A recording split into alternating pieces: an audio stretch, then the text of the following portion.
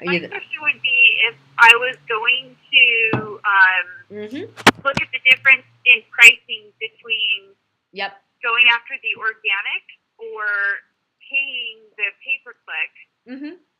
How do we say which one would be a better deal? Which one would be better suited for my market? That's actually a really good question.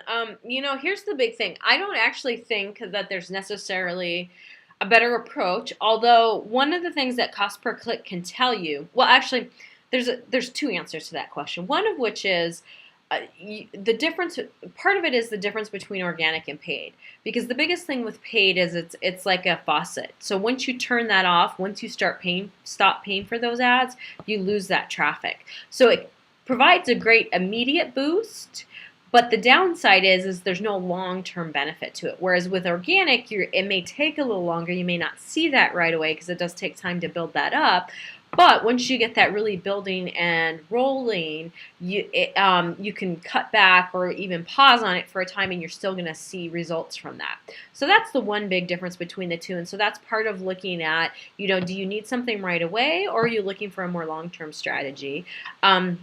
The other thing to consider is the cost per click, and then your customer acquisition cost. So anybody who watches Shark Tank has probably heard them ask that question.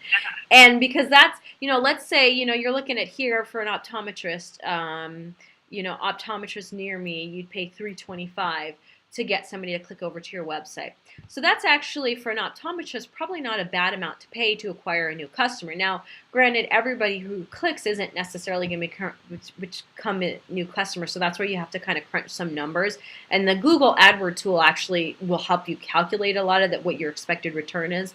But let's just say you get 100 clicks, and if we use our 1% rate of return, actually, with 100, a 1% is 1, right? Is my math right there, guys? Chime in if I'm wrong. Yeah. So it'd be 1. So we'd spend roughly $325 to acquire one new customer. For an optometrist, that actually still may not be a bad bet, because over the life of that customer, they may be worth a lot more than $325.